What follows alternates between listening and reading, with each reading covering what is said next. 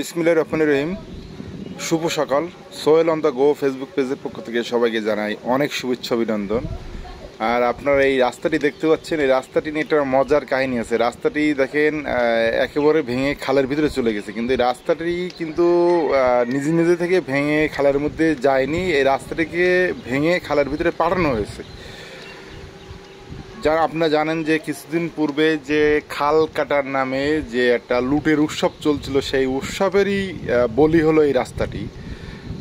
খালগুলো এই যে আমাদের কুলিয়া লাবণ্যমতি খাল থেকে আপনার যে Kamalpur switch gate, Harda Kamalpur switch gate পর্যন্ত যে খাল কাটা চলছিল, সেই খাল কাটায় তারা নামে মাত্র কিছু কিছু জায়গায় কাটছে, আর অধিকাংশ জায়গায় শুধুমাত্র সাইডটা কাটছে। সাইডটা কেটে তারা দেখায় যে বিশাল বড় খাল কাটছি, কিন্তু আদৌ তলা থেকে তারা এক বাকেট মাটিও উঠায়নি অধিকাংশ জায়গায়। আর এই রাস্তাটি একেবারে সুন্দর একটি রাস্তা, তারা শুধুমাত্র খালের তাদের সাইডটি বড় দেখানোর জন্য কেটে এই রাস্তাটি, জনসাধারণের চলাচলের রাস্তাটি আজকে কি দশা আপনাদের দেখানোর চেষ্টা করছি। আমাদের এই যে এটা হলো কোমরপুর গ্রাম। একসময় কোনো রাস্তাঘাট বিদ্যুৎ ব্যবস্থা খুবই খারাপ অবস্থা ছিল। যখন আমাদের এমপি মহোদয় সাদাত সাহেব উনি যখন ক্ষমতায় আসেন, তখন থেকেই কোমরপুরের মূলত উন্নতি।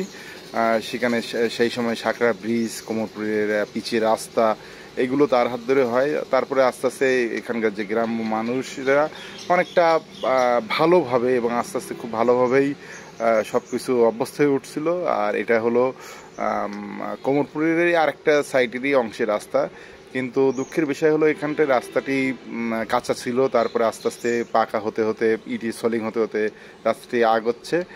কিন্তু দুঃখের বিষয় হলো এই খাল কাটার সময় তারা ইচ্ছাকৃতভাবে রাস্তাটি সাইড সহ একেবারে কেটে ফেলে, যার ফলে বর্ষা হলে এই সমস্ত রাস্তাটি আস্তে আস্তে খালের ভিতরে চলে যাচ্ছে। আর আপনাদেরই দেখানোর চেষ্টা করছি এই যে কি অবস্থা। আর এখানকার যে মানুষগুলো বাস করে, তারা এই যে বর্ষা হলেই তাদের যে চলাচলের অবস্থাটা কি হবে, কি হাল হবে, সেটা আপনারা কিছুটা দেখলেও অনুমান করতে পারবেন।